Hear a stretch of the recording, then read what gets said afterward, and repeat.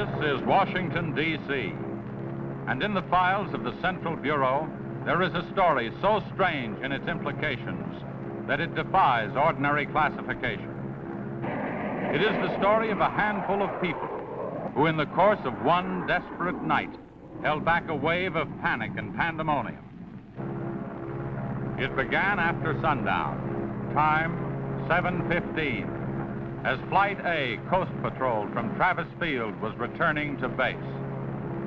When the nightly Air Force transport pointed north toward Japan via the Great Circle route. While at sea, the Navy and Coast Guard maintained their usual round-the-clock vigil.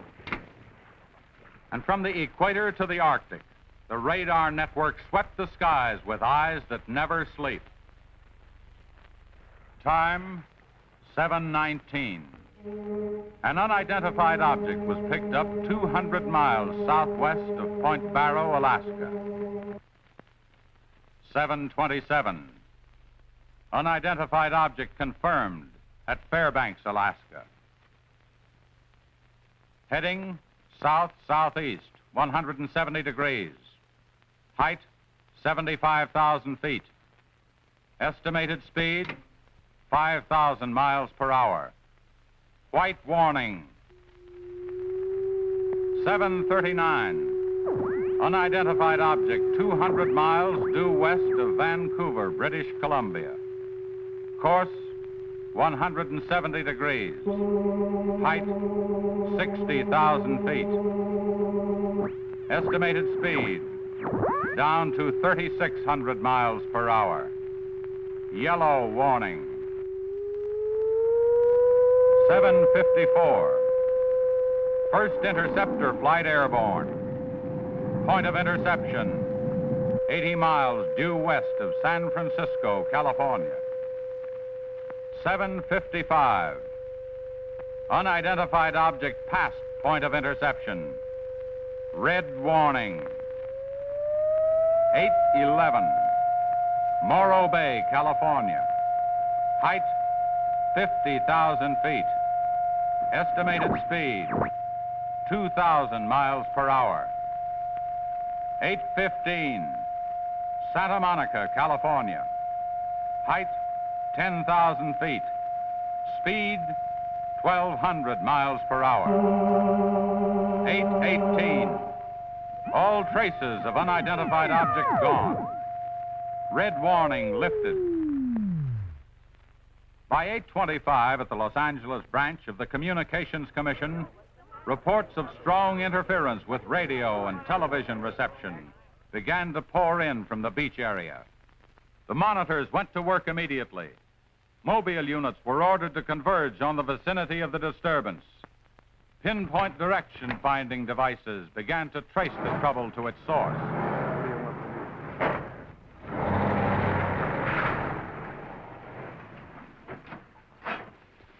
This is Mobile 1, Hazen speaking. We're at Ocean and Beacon Way, interference strength 2, bearing 27 degrees. Over. Mobile 1 from center, roger. Over. Mobile Center from Mobile 7, over. Go ahead, Mobile 7. This is Mobile 7. With Pacific Center and Beach 4. Interference strength 3, bearing 39 degrees, over. This is Mobile Center, roger. Stand by. Mobile 1 and Mobile 7. From Mobile Center, point of interception estimated 3 miles north of surf. Repeat, 3 miles north of surf. Acknowledge. This is Mobile 7, roger.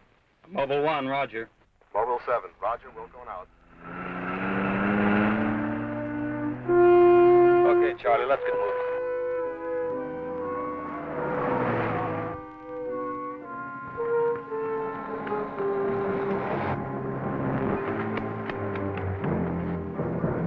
Yes, what is it? Take me to a phone quick. I need an ambulance. What's the matter?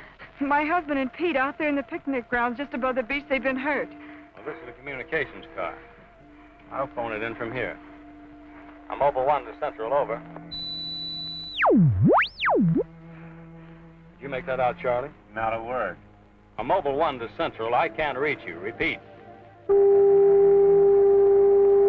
They must be getting us all right. I'm Mobile 1 to Central. Have an ambulance sent to beach at surf. Emergency. 2 men hurt. Acknowledge. Roger and out. I'm sure they'll be here soon now.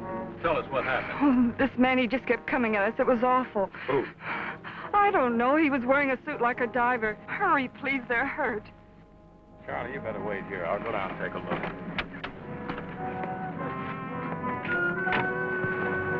The young woman's hysteria became obvious as they reached the picnic grounds at the beach. There was no sign of the mysterious intruder, and little could be done for her husband and their friend until the ambulance arrived.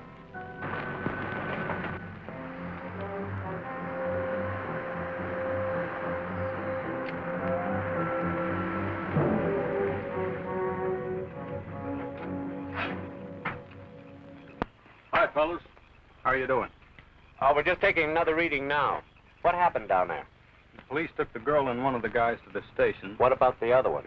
Well, he's on the way to the morgue. That was her husband. You're right on the button, Charlie. 44.7. Report back to Central if you find anything else. All right. Charlie, grab that portable and check the beach, will you? Got it right here. I'll pick you up right here in about an hour. Where are you going? Police asked me to drop by the station and sign a report. I'll see you later. If you don't, you know where to look for the body.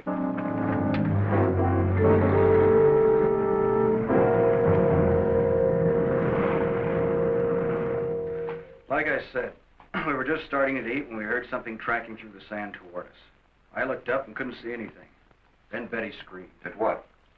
I thought you couldn't see anything. At first we couldn't. Then this guy started toward us. What kind of a guy? How should I know? He was wearing some kind of a helmet over his head. He could have been a deep-sea diver or anything. All right. After you saw this diver, what happened? Well, we jumped up. Ed, that was Betty's husband, yelled at him to stop, but he just kept coming. I never saw anything like it. He didn't say anything. He just kept moving in. Then you say he attacked you. Well, we didn't give him a chance. Ed grabbed a piece of wood and took a swing at him. That didn't stop him. He caught the end. That's all I remember. Just because a man's taking a walk is no reason to slug him. Besides, you don't look like a guy who frightens so easy. How would you feel if somebody with a crazy helmet with pipes sticking out of it came at you in the dark? And look, I know this sounds crazy, but there wasn't any head in that helmet. No head. No head at all. It's the truth. I think you need some coffee. I don't want anything. It's all the same to you, Lieutenant. I've got to pick up one of my men at the beach. Okay, thanks for coming down, Hazen. Hope I didn't put you out. No trouble. So long. You too. All right, let's start at the beginning. How well did you know the dead man? And his wife? Betty and I went to school together. I knew Ed a year. How long were they married? About a year. Wasn't her husband a little older than she? I don't know. But you said you and Mrs. Evans went to school together. And you never discussed anything personal with her? She did mention he was older, yes. How much? 15, 20 years. What difference does that make? That wasn't too hard now, was it? Where do you live? 629 and a half East Palm Court. Why? That's where the Evans live, isn't it? Yeah, I board with them. You do, huh? Now, Mrs. Evans is a good-looking woman. What are you trying to say?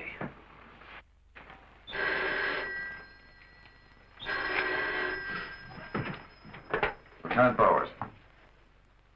Where? Yeah, I got it. I'll leave right away. Been on a murder. Near the beach. Keep an eye on this guy until I get back.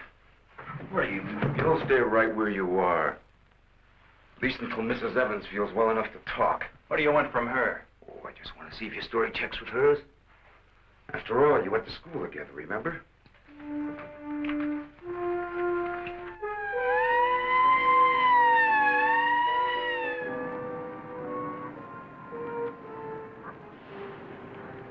You say there were no witnesses, huh? None yet. Anything missing? I don't think so. The cash register wasn't touched. Get a breakdown of the inventory as soon as you can. What about fingerprints? The boys are working on them now.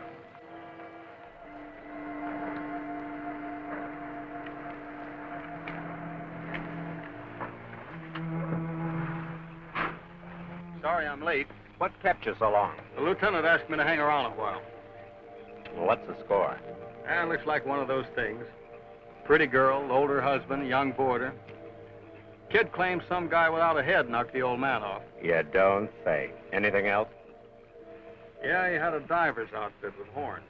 No. He's going to have to do better than that. How are we doing? I took a reading about 10 minutes ago. The radiation is going out with the tide. What about the radio phone? It's working fine again. I just got a call from Central. They said Mobile 7 picked up some new trouble northeast of here.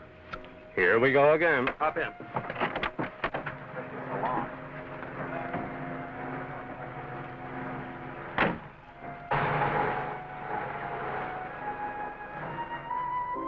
Who reported this murder? There he is there. He lives next door. His name's George Nelson. Hey, Mr. Nelson. Yes, sir. Come here, will you? I'm Lieutenant Bowers, homicide. You found this body? That's right. He must have just locked up for the night when this happened. How do you know that? Well, he usually does around this time. What were you doing here? I was sitting home watching the fights on TV, and all of a sudden the thing started acting up. What has that got to do with it? Well, you don't know the set. You know, it wouldn't work at all when I came home to supper. Then all of a sudden it cleared up fine. So I thought, well, I'll get set to look at the fights again, and all of a sudden out it goes again. So I thought maybe the battery station down here was overcharging the circuit, and so I came down to take a look, that's all. Hey, don't you ever quit work? What's up this time? Another murder? What are you doing here, Hazen? Same as before. Still trying to track down that signal interference. Hey, does that stuff work on TV, too? Well, it has been for hours. What'd I tell you? What's the matter? Seems to set one on the blink. Well, at least we know we're on the right track. How'd you make out with that boarder? You're still sticking to a story. The guy had no head. Well, I'll be seeing you. So long. Right. Watch out. Hey.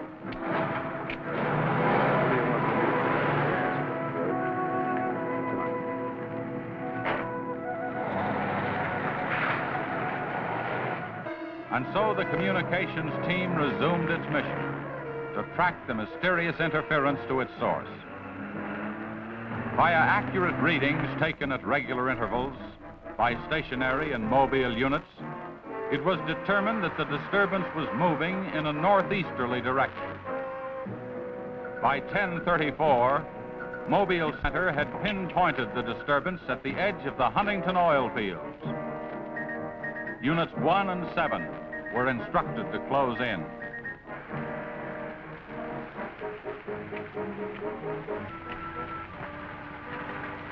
Hey, Charlie, do you see what I see? Yeah, the oil field. Let's hope our trouble's burning up. Well, there's only one way to find out.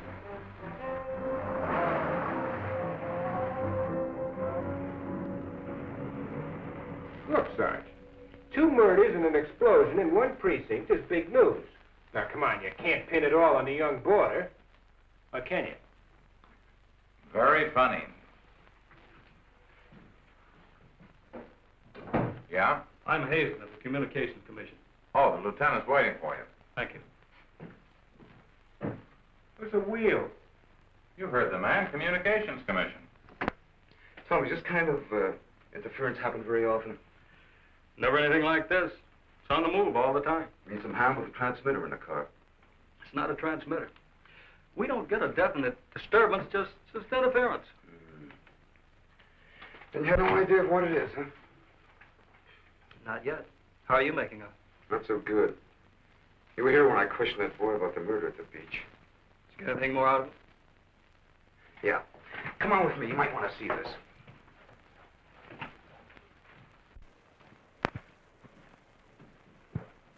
Ah, I see you're just about done. Thanks, you can go now.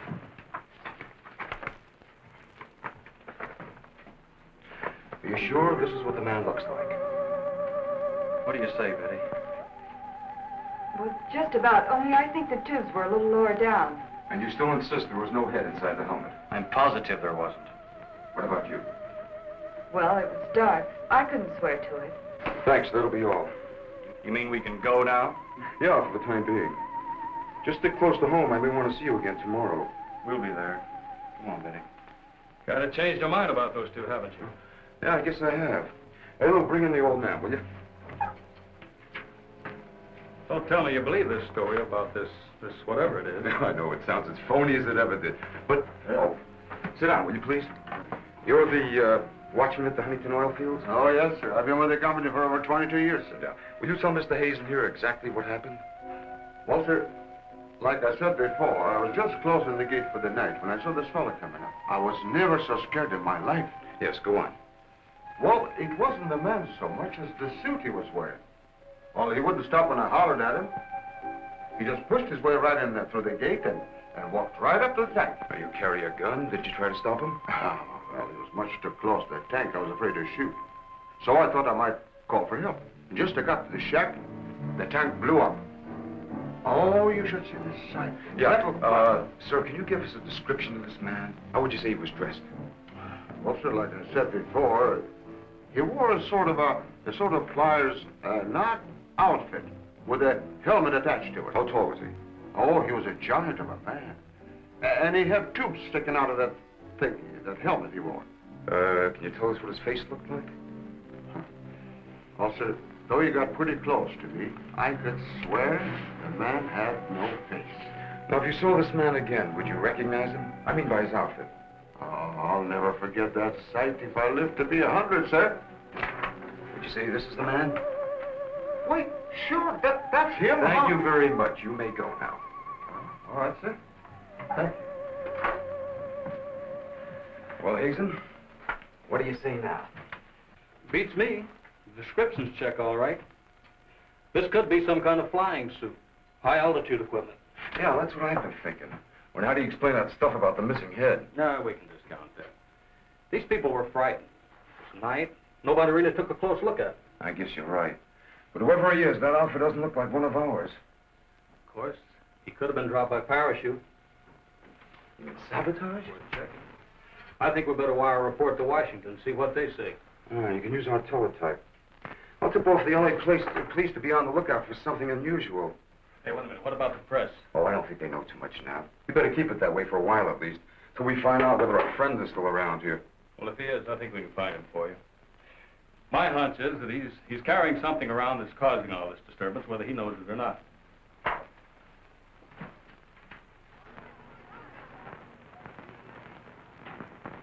Yeah. Kill that page 1 lead. They let the boarder and the girl go. Hmm? How do I know? Maybe the lieutenant thinks that the guy in a flying suit knocked off the husband. Mm-hmm. Nah. No, not a chance.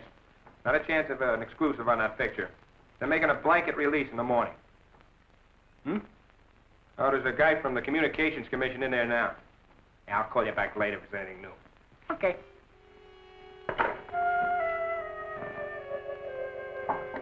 Come in. Sorry to interrupt you, Lieutenant. Yeah, what is it, Jim? There's a teletype cam for you. Oh, thanks, Jim. We're waiting for it. That was fast. Well, here's our answer. Looks like they never sleep in Washington. Says to contact a Major Andrews, care of Dr. Wyatt, director of the Griffith Institute. Hey, it's kind of late. Maybe I'll give him a call. While you're at it, I'll go out the car and check in with Central. Okay.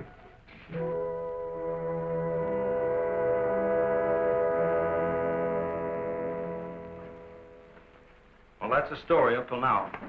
We got in touch with Washington. They told us to contact you here. Very interesting. What do you think, Doctor? When I see something like this, I understand why you gentlemen might have thought sabotage was involved. Lieutenant, are you sure there were no traces of this saboteur, this X-man, found after the explosion in the oil field? Fire department went over every inch of the area. Didn't come up with a thing. Well, then there's a strong possibility that he might have perished in the explosion itself. I doubt that. We're pretty well convinced this man is carrying something that's responsible for all the signal interference. According to the last report I got, there was a definite disturbance about 3 miles east of the oil fields, sometime after the explosion. Well, then if he's alive, you should be able to keep an accurate check of his whereabouts. Not that easy.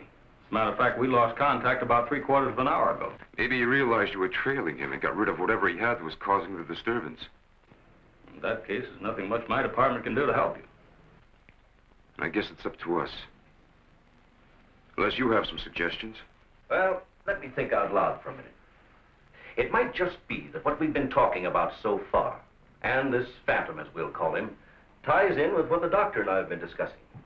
That is very possible. I don't know whether you know it or not, but somewhere around 7:30 this evening, our radar networks picked up an unidentified object off Point Barrow, Alaska.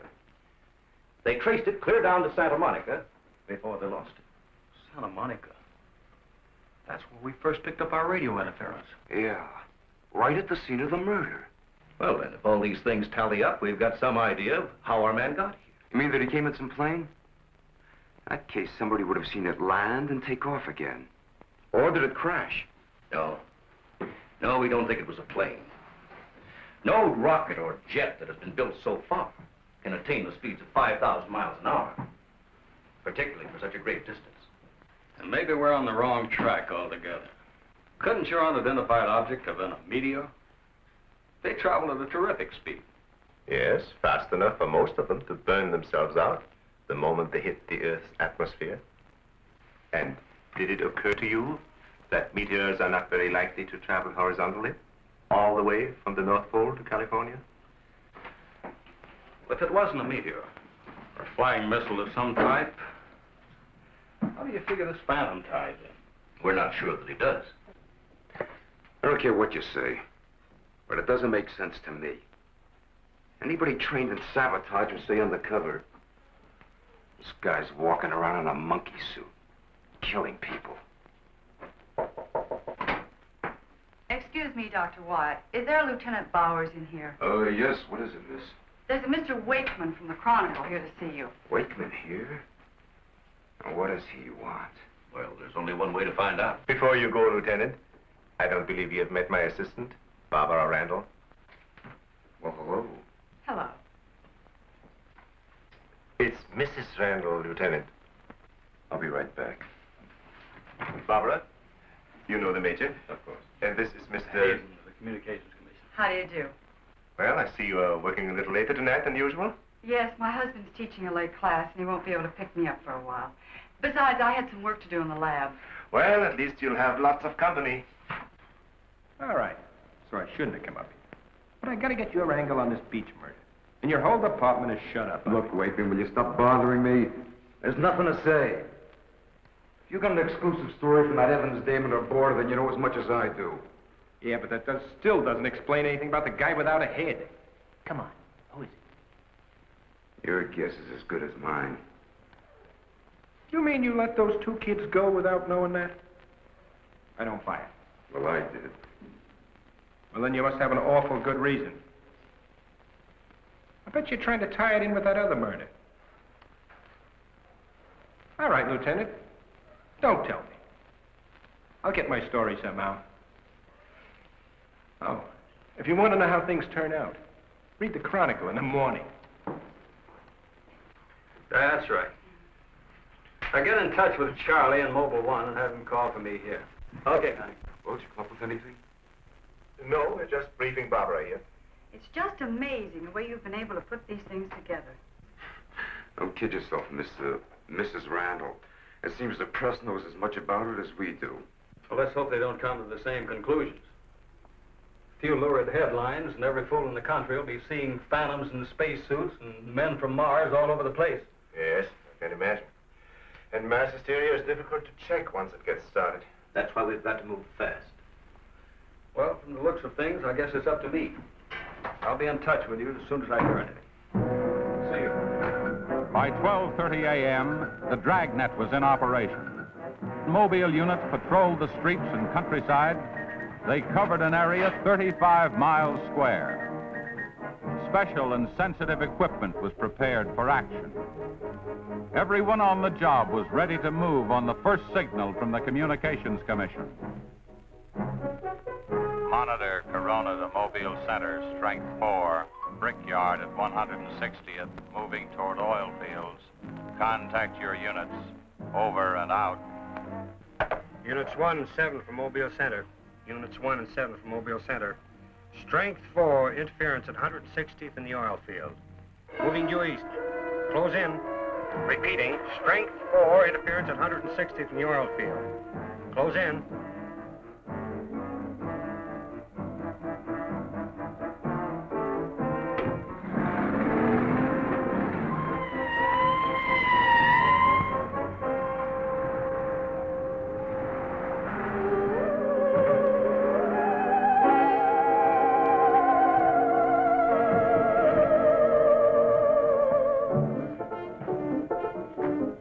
here, Joe. Just got here, trying to set this up. What gives, Hazen? It's in this area, all right. I brought the Geiger counter. Thank you, Doctor. Quite a walk over those oil fields. Well, it doesn't register as far as the oil field. I think we'll do better if we split up, man. Right, Lieutenant. You two go that way. Lieutenant, out here. Vince? Joe, you follow him. Come on, Doctor. And you? Oh, forget it.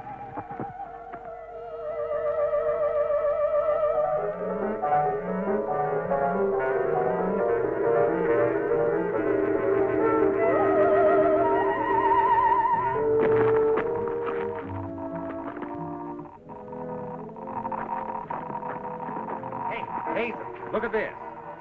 Yeah, points this way. Hey, Joe! Joe!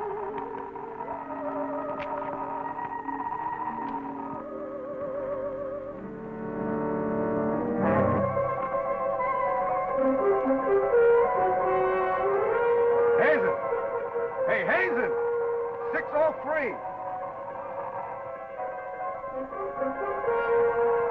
Going strong. That's it, Doctor.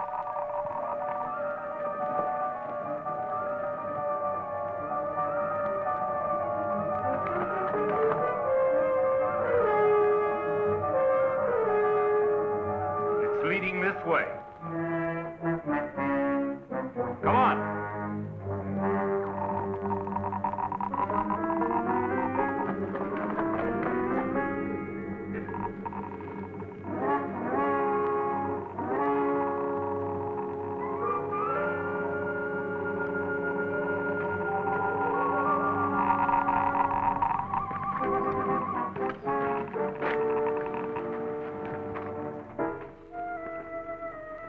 It's this way. Come on.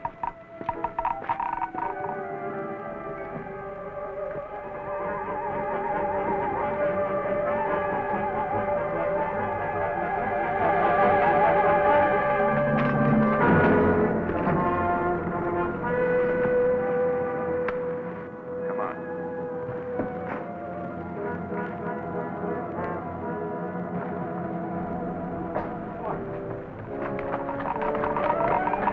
Going strong. Good. That's right. Checks with me. Sure does. He's here. We saw him. There he goes. Come on! Fred. Gotta be around here somewhere. Yeah, we gotta get on the roof. Vince, go get a ladder. Look out! Let's cut him off! Come on. Around here.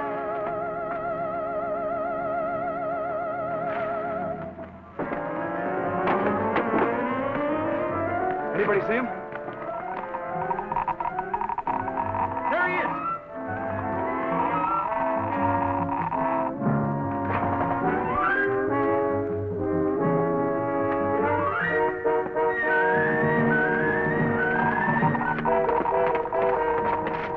Got him now. We'll give you 10 seconds to come out of there, starting now.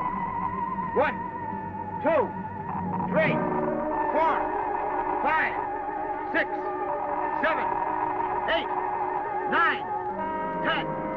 We're going in. Help you guys cover the door. Come on.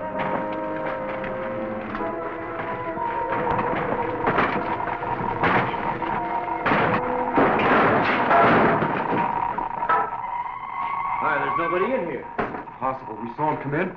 Maybe he went out of the window. We won't get very far. Don't touch anything till we check for fingerprints. Oh, Doctor, over here. He left his suit and his helmet. Hey, let's spread that thing out so I can get a good shot of it. Keep away, you fool. What's the matter? For your information, that's a Geiger counter, and it says hands off. I think you'd better wait outside. I just have a job to do. So do we. And I'm afraid ours will have to come first. There's no radiation from the helmet. But look at this. So that's what's been causing all this trouble. Charlie, you know where we can pick up a lead-lined box in a hurry? Well, Mobile 7 should have one. They're right outside. I'll take a look. Hurry it up, will you? Unbelievable. Now, we all thought that this phantom might be carrying some device which was causing all the signal interference. But to learn that it's due to the very clothes on his body. That's not the only thing that bothers me. Did any of you get a good look at his face? Not me. He's too far away. Well, I did. Unless I'm mistaken, that helmet was empty. Say, where am I going to put this stuff? Oh, put it in Dr. Wyatt's station. Yeah, we take it back to the Institute. Right. Quite honestly? No. No, that's all right. You can handle that.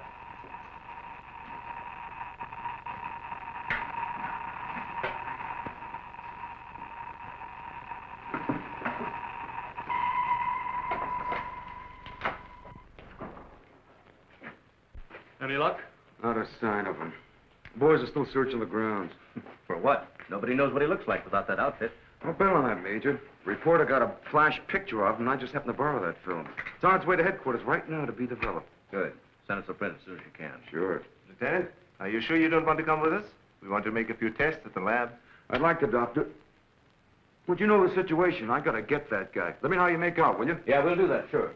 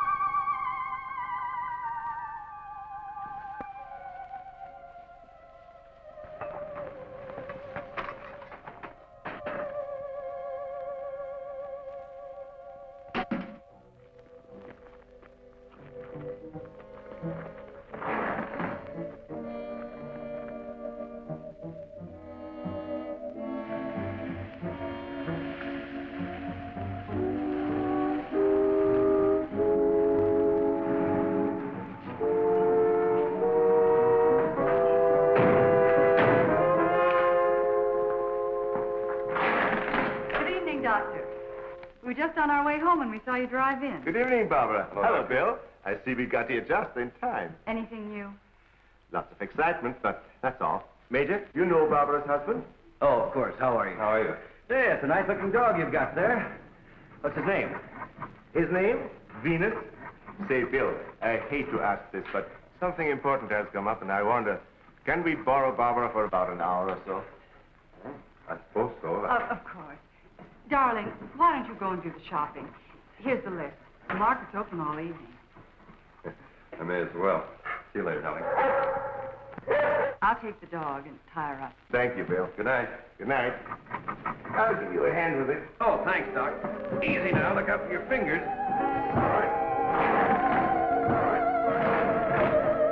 Look out now. Don't drop it. Venus, come back here! Venus, come back here!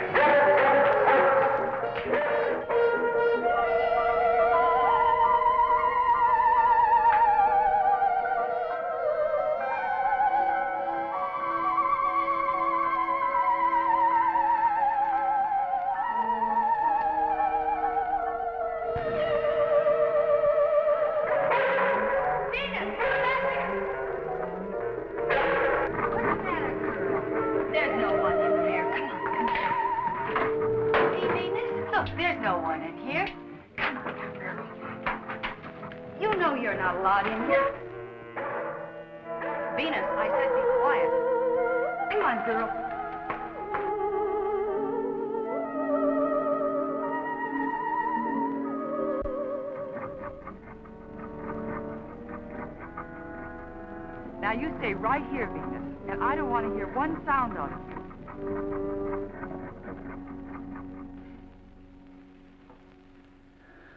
You were right, Doctor.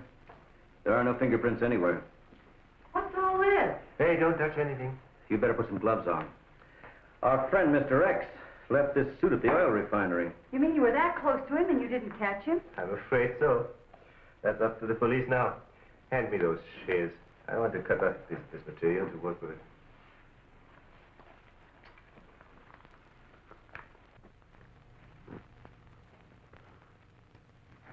Say, you better have those sharpened. But I just bought them. All right. Here, try this knife.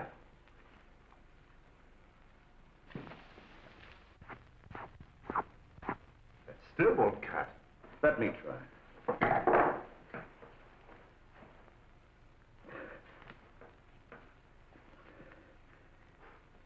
This stuff is tougher than nylon.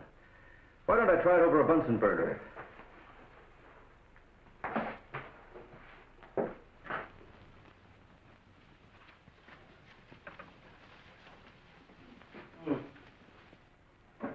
doesn't burn either. Let's take a look at it under the microscope. Look, it's magnetic. Magnetic? Here, Radioactive. And apparently indestructible. Thank you.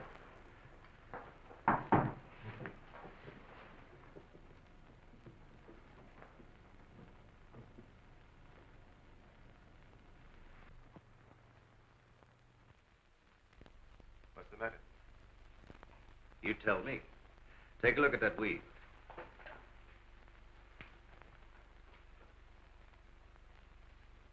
What weed? There is none.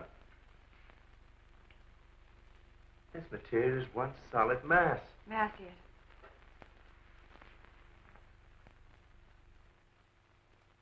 Why, you're right. It must be some sort of plastic. No. I'd say it's a metallic substance of some kind. Well, I've seen a lot of interesting alloys, but never anything like this. Let's try an acid test. All right. Go ahead. Careful now. We'll only take a drop or two. It repels acids like a raincoat repels water. Why, there's no reaction. Well, Major, this looks as though we were going to be here for a long time.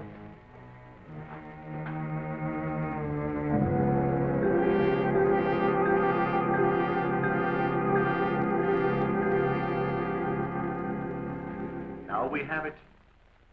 The helmet is not radioactive. The suit is. There is no doubt.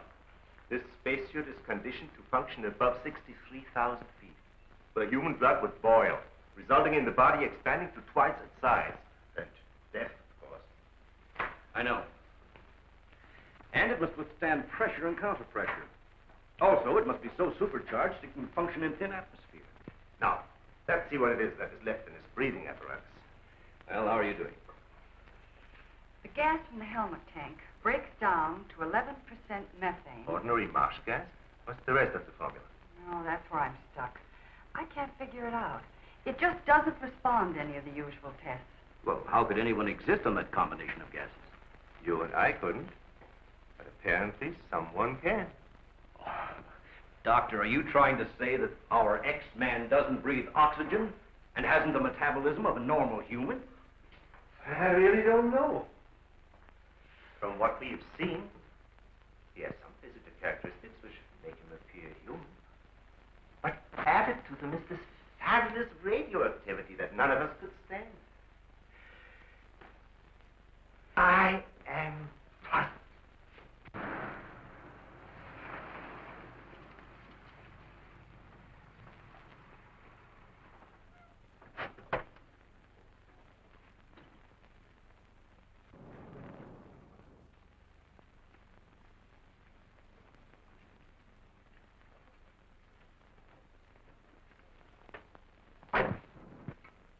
I think the answer lies right here in this helmet.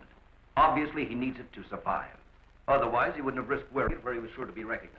As it is, he only took it off when he was cornered. Well, if what you say is true, how can he exist without it now? Let me put it this way. It's like a patient in an iron lung. Sometimes one can be removed for hours at a time without any ill effects. Exactly. And I think the same principle applies here. And that means sooner or later, he has to get his breathing apparatus back or die. I don't understand. Well, I've got an idea. If we were to return this whole outfit to where he left it, he might be tempted to come back. Dr. Wyatt speaking? Yes, he's here. No, thank you. Hello, Major. Still at it, huh? Mm-hmm. No, we haven't got a thing, no. The picture? Yeah, hold on. He says the picture the reporter took of our man didn't come out. I was afraid of something like that. The radioactivity must have burned the emulsion. Hello. No. No, we didn't find any fingerprints at all in his clothes. Did you find any? Oh, too bad. Hello? Will you wait there, please? We don't know what to make of this either. Have you heard from the communication boys yet? Well, let's hope they turn up with something. Major, excuse me. Hold on a second. Yes? It's Mr. Wakeman of the Chronicle. He insists upon seeing you. He does. Where is he? I told him to wait in the lobby. Good. Hello?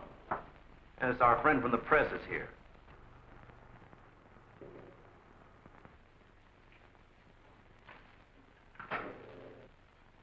Don't worry, I wouldn't dare let anyone in on anything.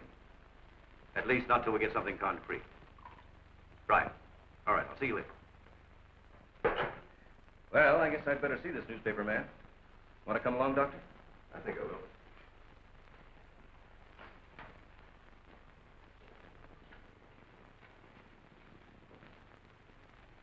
Oh, hello. Remember me? Certainly, yes. Nice lot of gadgets you got here. We think so. What's on your mind? Well, I was wondering if you might let me take a couple of pictures of that suit you brought up here. I'm sorry, we can't do that. Oh. Well, now, look, I got a wonderful picture of the guy running in the shack, and the lieutenant stuck his nose in my business, and what do I get? A blank.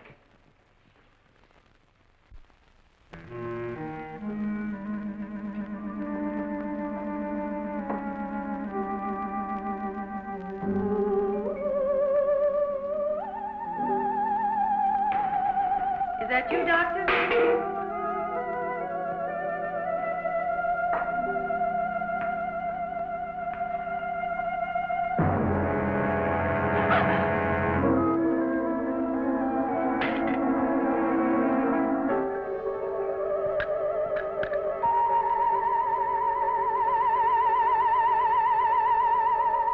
Well, you must have some lead on this guy, otherwise you wouldn't have brought that suit up here.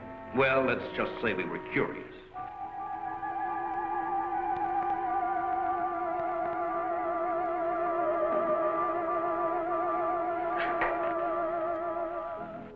Hello, Bill. Are you back so soon? Isn't Barbara through? I don't know. She's still in the lab. Why don't you go up and see? Thanks, I will.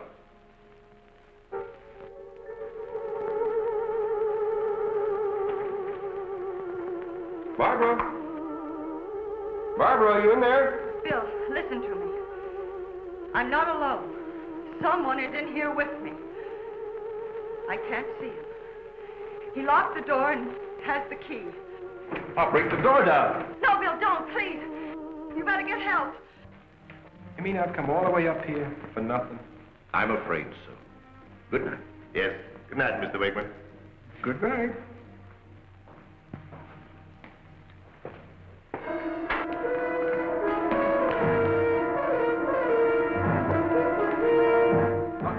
Major, come quick. What's the matter? What's the matter? Where's Barbara? In the lab. The door's locked and there's someone in there with her.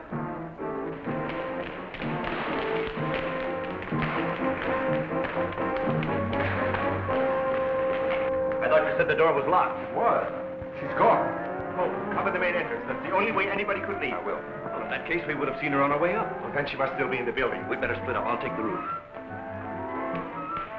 Barbara! Barbara! Barbara! Barbara!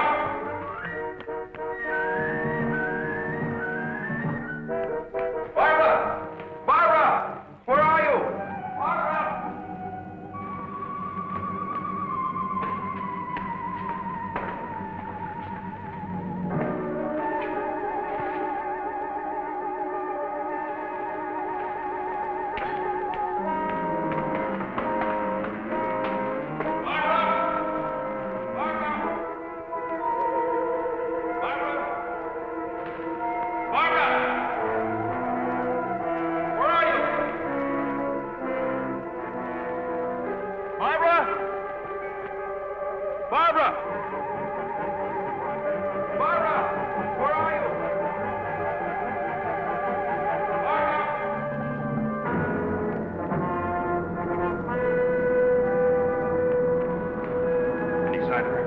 Not yet.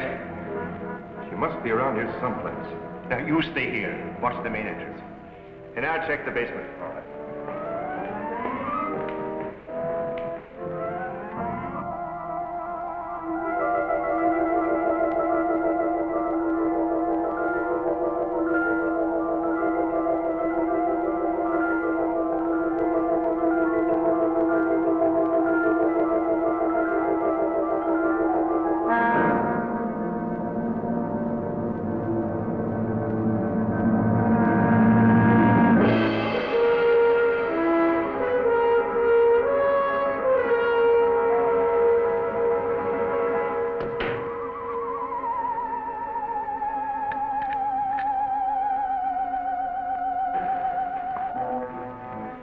She's not up there.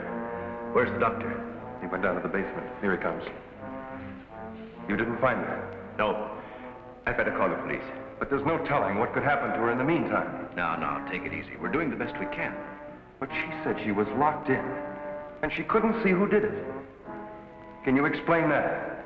No. Not yet.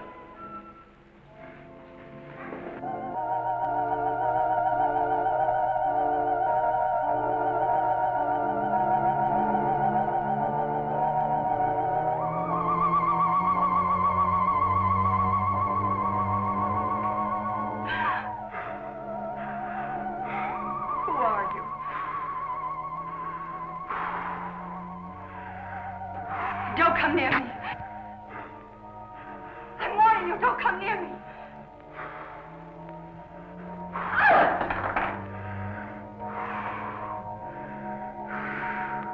Don't!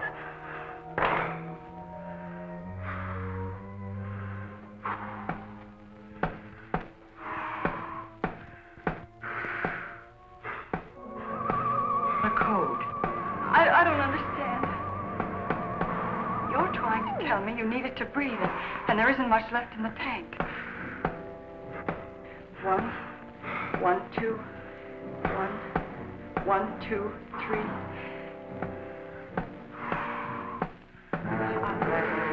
I'll write it down.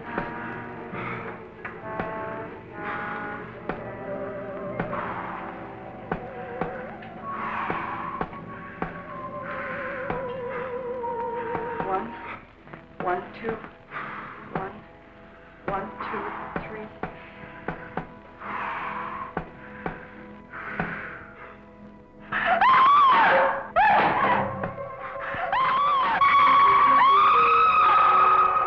Mark, in the lab.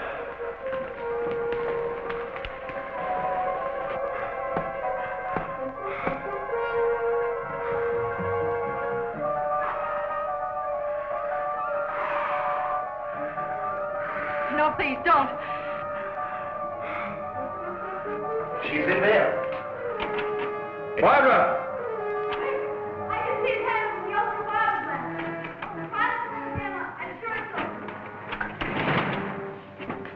Darling, are you all right? I think so. I'm looking for him. I just saw him, so he must be in here.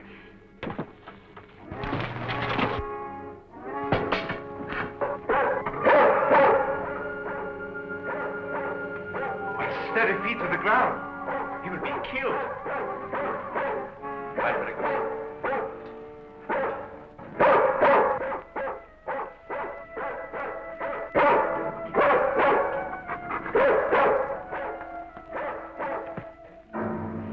It was frightening. I couldn't see him. I didn't know what to do. Come here, quick! He's disintegrating. This is amazing.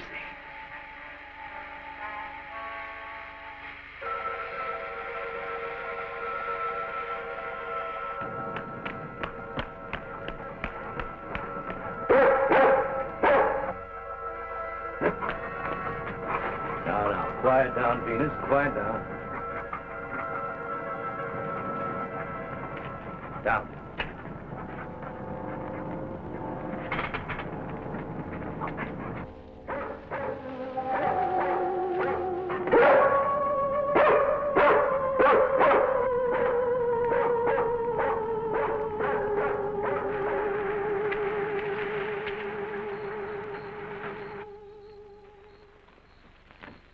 Mobile Center from Mobile 1, come in, please. This is Mobile Center. Go ahead. Get hold of Major Andrews or Dr. Wyatt at the Institute. I want to talk to either one of them. I will do. Stand by, Mobile 1. Dr. Wyatt speaking. Oh, yes, Mr. Hazen. Yes, we're still at it. Lots and lots of excitement, but nothing definite yet. Have you anything to say? The trouble seems to be just about gone.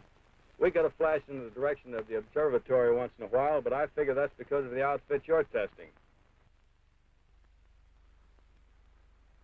Yes. Lieutenant Bowers ought to be here any minute. Of course. How long will it take you to get up here? Good. See you then.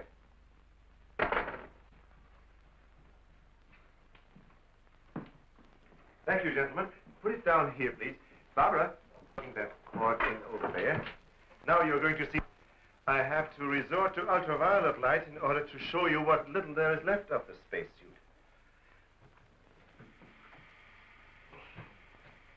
As you can see, it has reduced itself to this liquid, and it is in an evaporating stage. The helmet is in the lab and still intact.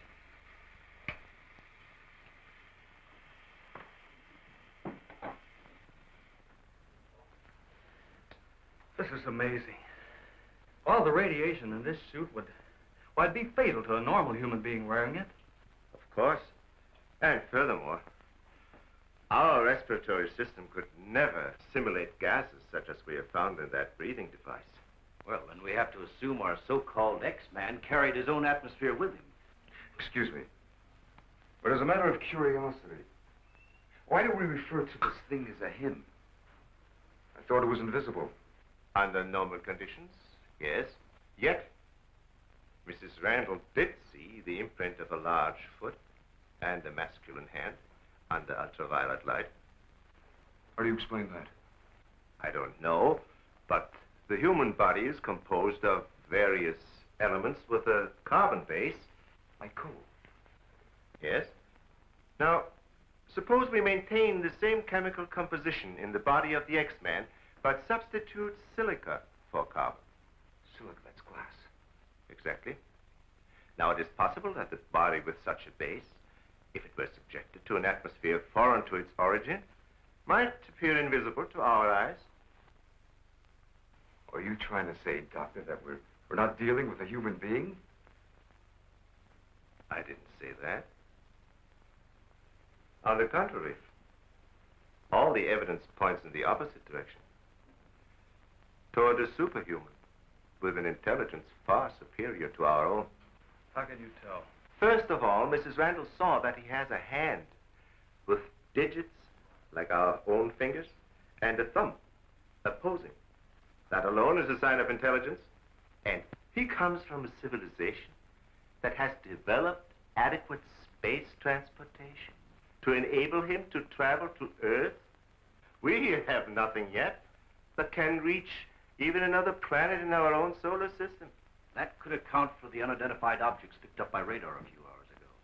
My theory is that the spaceship, or whatever it was that he came in, operated on the principle of magnetic rather than atomic propulsion, and that somewhere in the outer limits met with a condition where the Earth's gravity pulled it down and it fell into the ocean, and that he managed to save his life and reach shore. You really can pick up any type of communications interference, no matter how weak the signal may be.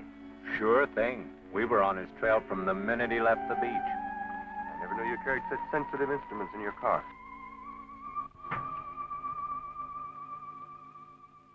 What you told us is very interesting, Doctor. But I've got to make an official report to headquarters. Are you willing to be quoted that the criminal we're after is a creature from another world?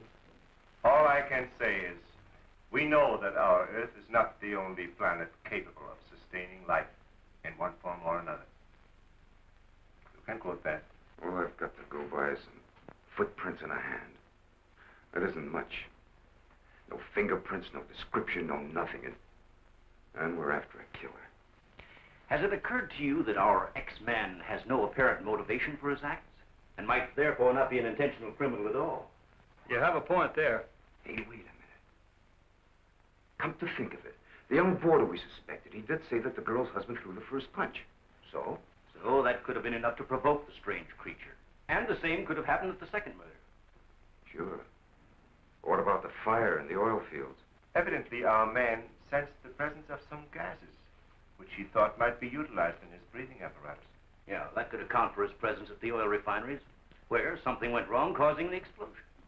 Too bad he got wise to us and took off his uniform, or we'd have been able to catch up with him by now.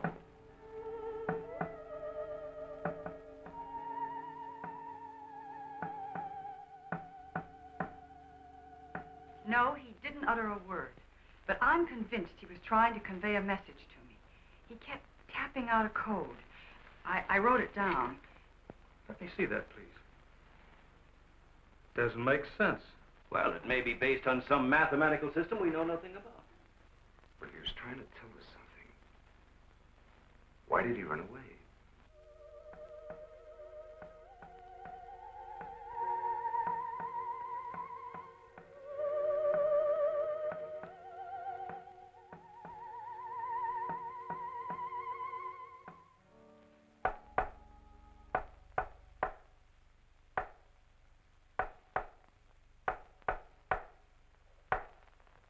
What do you think of that? Hell, Hazen must be crazy sending out stuff like that. I guess so. Why don't you try and get a hold of him? Yeah. Mobile 1 from Mobile Center, come in, please. Mobile 1 from Mobile Center, come in, please. Mobile 1 from Mobile Center, come in, please. Hey, that's Central calling.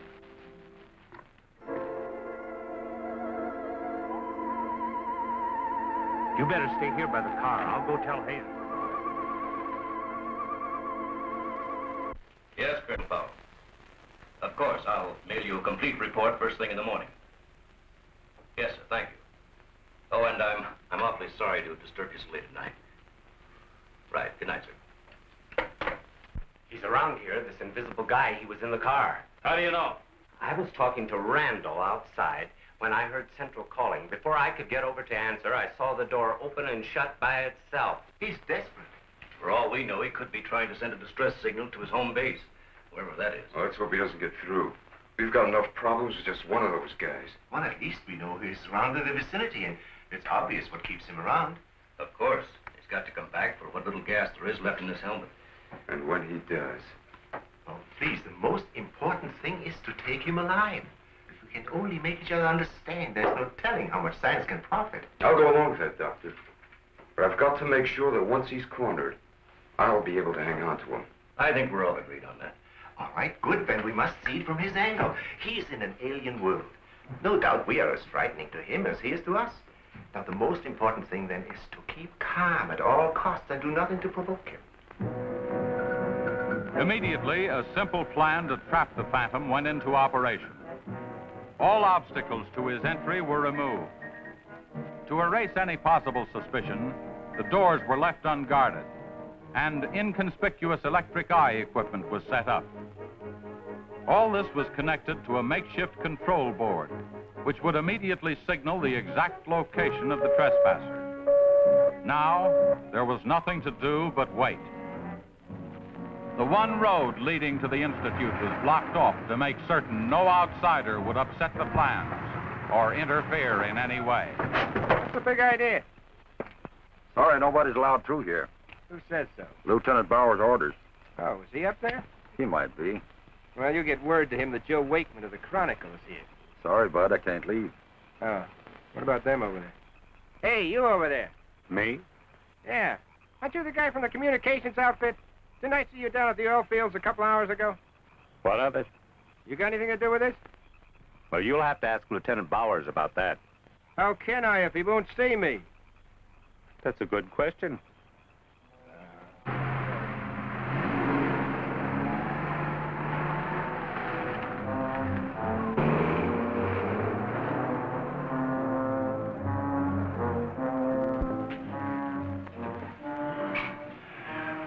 Well, it's 3:45. Sure taking his time. Time's cheap. Yeah, well, how long can you sit on the edge of your chair like this? Oh, dear, if we have to. Well, we hope this mechanism works. It will, unless he flies in between the wires. I wouldn't take any bets that he can't. Well, if everything else fails, we still have Venus here to help us. You know, I'm certain she sensed his presence before. That's why she carried on so.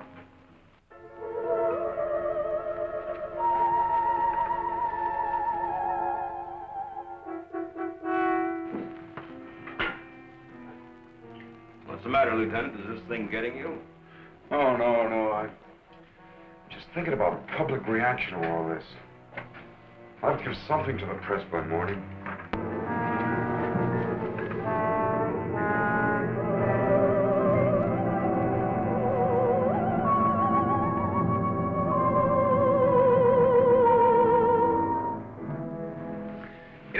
Ever since I was a kid, I wanted to be a pilot.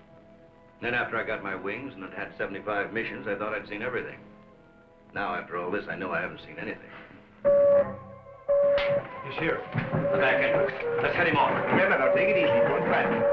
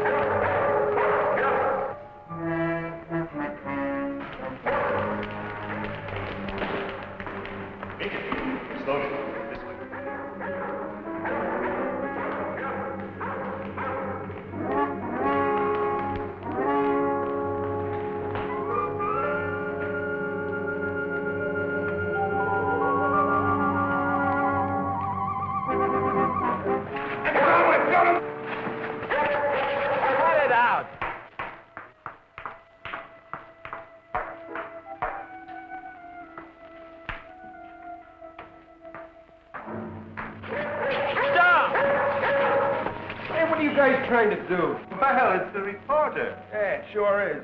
What's going on around here? You guys crazy?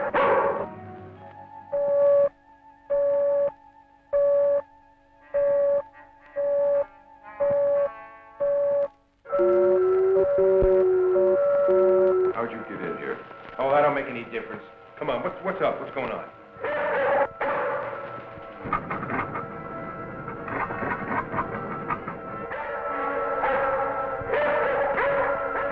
All right, Lieutenant, you better tell him.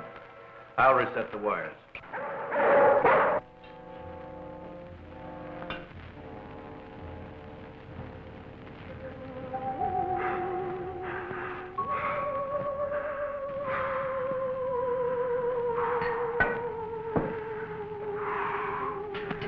Don't be afraid. We want you to live. Don't you understand? Can't you speak? Can't you say something, anything, in any language?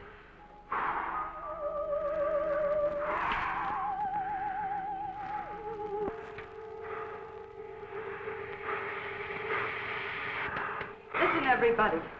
He's in the lab with me now. He's in the lab with me now. Venus, be quiet. The door is unlocked. Hurry, he's having trouble breathing. I don't think he can last much longer. And please, don't let Venus get at him. And walk in quietly. Quiet, Venus.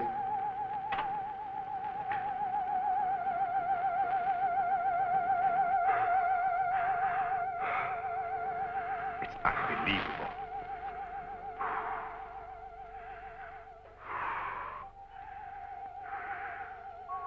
You see, there's nothing to be afraid of. Nobody wants to hurt you. I've tried to reason with him. I feel he understands, but he can't speak. Wait a minute. I'll try his code. I think I remember it right.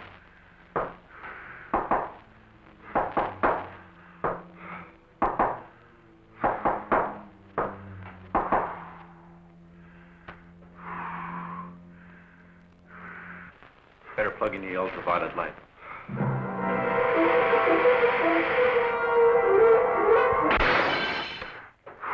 Oh, you scared him.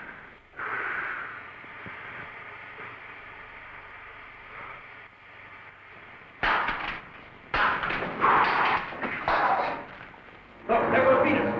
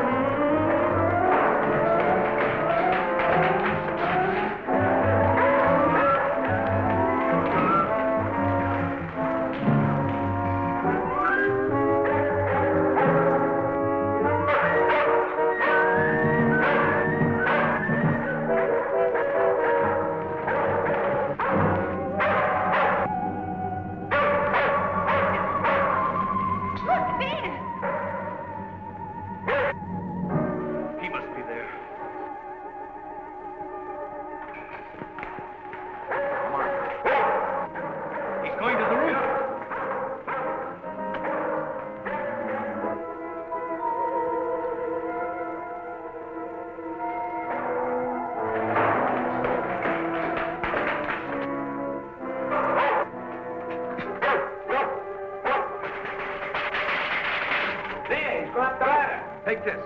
I'm going after you.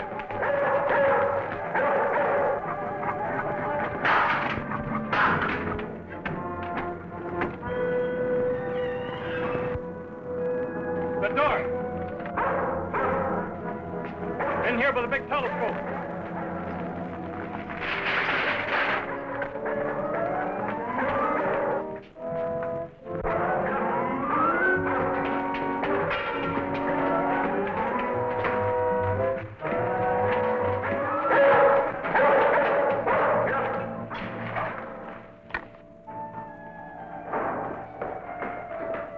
Close the dome. The switch is over there.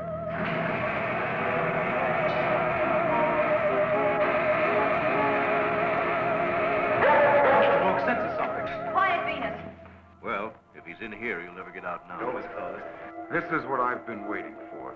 Please, Lieutenant. This is our last chance. We have to take him alive. Plug in the lamps. There's an outlet here.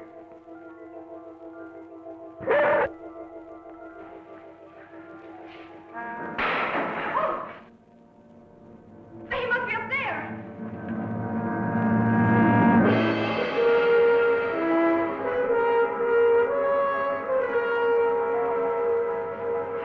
The bodies are gone. If I hadn't seen this with my own eyes. What do we do now? Stand back.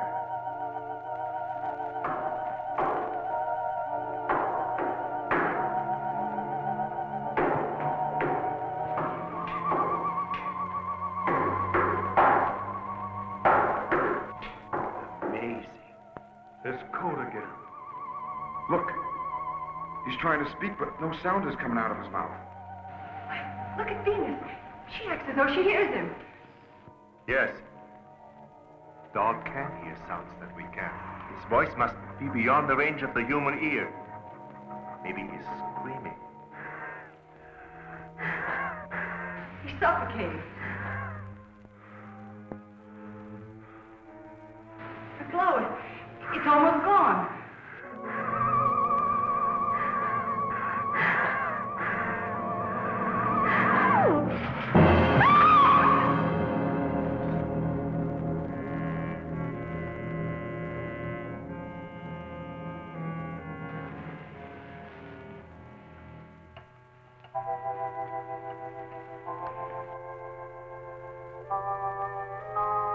We won't need these lights anymore. In death, he has become visible as a normal body.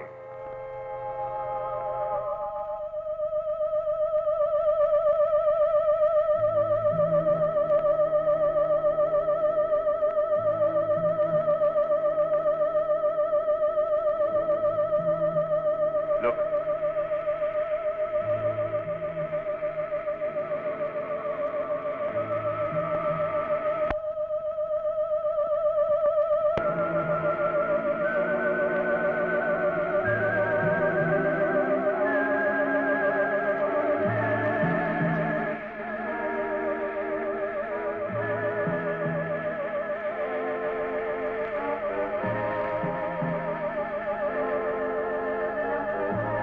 He is evaporating.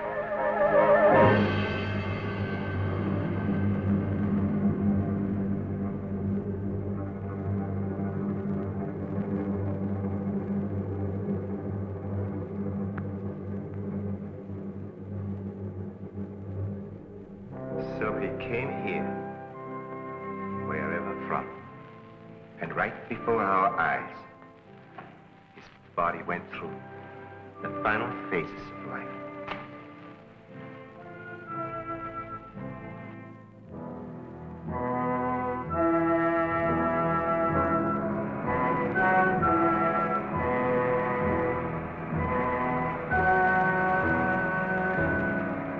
Well,